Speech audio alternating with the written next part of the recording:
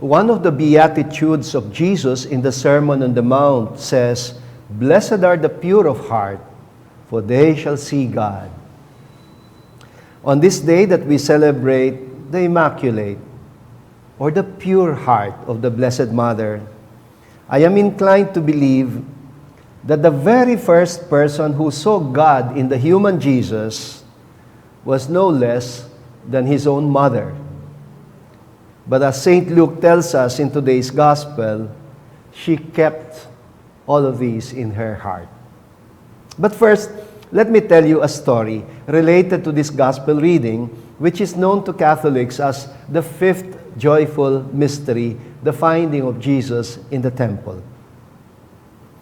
I once heard the life testimony of a commencement speaker at a graduation ceremony. He narrated how he was able to study in UP despite the fact that his parents were agricultural workers, poor agricultural workers in a very remote barangay. He had actually graduated as a valedictorian in a public high school, but he was told frankly by his parents that they could not send him to college because they could not afford it. One day, without asking for his parents' permission, he left home and joined two of his classmates to take the UPCAT, the UP College Admission Test. Oh, his father was furious, and his mother was extremely worried when they learned from the neighbors that their son, whom they had been looking for, had actually gone to Manila with his friends. Well, he skipped his narration of what he called the big drama at home when he came back 3 days later. And he jumped immediately to the good news. He passed the entrance exam at UP. And he said it was finally his mother who later persuaded his father to allow their son to pursue his dreams in the big city. She was, of course, able to ask a distant relative of hers to admit him as a boarder in their apartment in Manila. Well, not only did he finish college, he got a scholarship for a master's degree and later on a doctoral degree in prestigious universities in Europe and in the United States of America.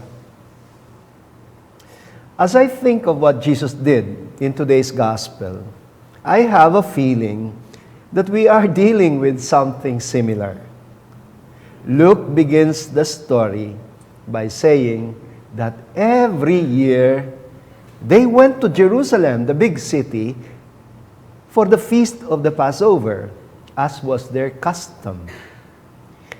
Remember, they were from the far-off barangay called Nazareth in Galilee, out in the sticks, as the Americans would say it, looking forward to their annual visit to the big city of Jerusalem in Judea, the province of Judea. They are from the province of Galilee. In the earlier part of Luke's infancy narrative, we also heard that there was one family in Judea, in a village near Jerusalem, that was particularly close to Mary, the family of Elizabeth, her cousin. Luke tells us that Mary stayed with Elizabeth to assist Elizabeth in her pregnancy for 3 months. So, question: where would you expect them to stay in Judea for around 1 week each year that they went to Jerusalem for the Passover festival? Remember, Jerusalem was very busy during the coming of the pilgrims for Passover. So where? Where will they stay?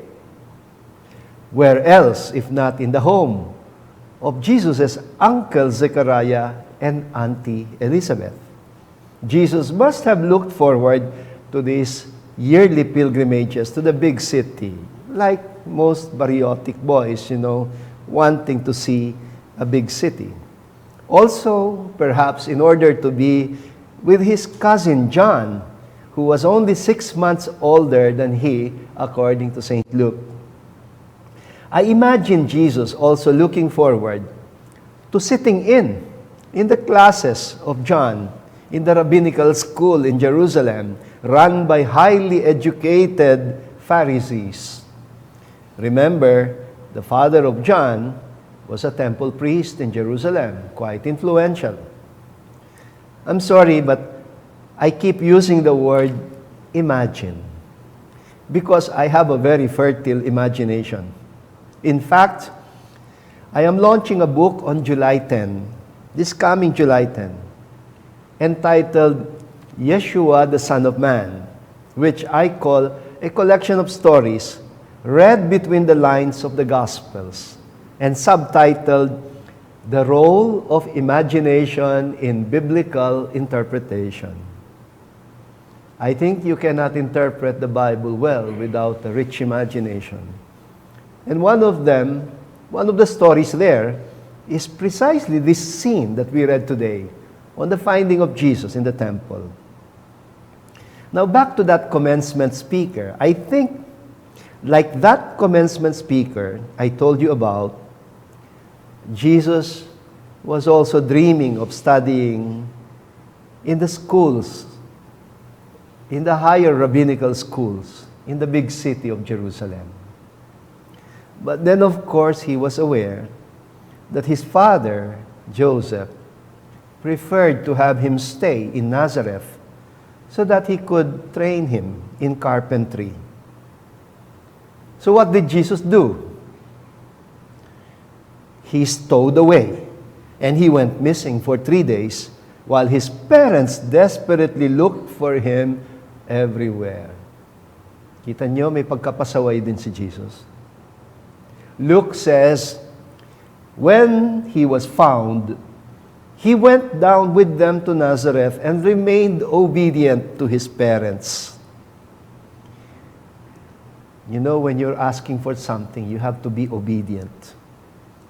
He does not tell them, or he does not tell us anymore what happens between that incident when he was 12 years old and the beginning of his public ministry when he is already 30 years old.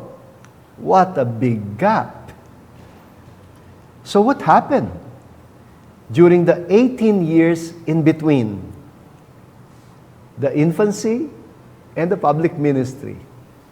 Well, the scholars call that the private life of Jesus, which we know nothing about. But I think, honestly, that we can get more clues from the fact that when Jesus begins his public ministry, he is in the company of his cousin John, who would later be called the Baptist. This cousin, who was a son of an elite priestly family and educated in the high rabbinical schools of Jerusalem, seemed to have had a tremendous influence on Jesus. In the upcoming book I just told you about, I wrote an introduction answering the question, how come Jesus knew the scriptures so well if he was just educated in a synagogue in Bariotic Nazareth?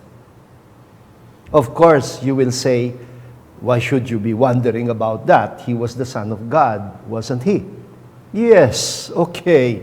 But he had to be raised and educated too as a normal human being. He needed formation. And I therefore suggest, using my imagination, after that stowaway episode, Joseph and Mary eventually allowed their son to pursue higher studies in scriptures in Jerusalem in the company of his cousin John. Wala na sa Bible ito. Mary knew from that day that she and Joseph went desperately looking for their son for 3 days. Can you imagine that? He went missing for 3 days. And they eventually found him in the company of learned teachers in Jerusalem. I think Mary knew As that song about Mary says, Mary, did you know?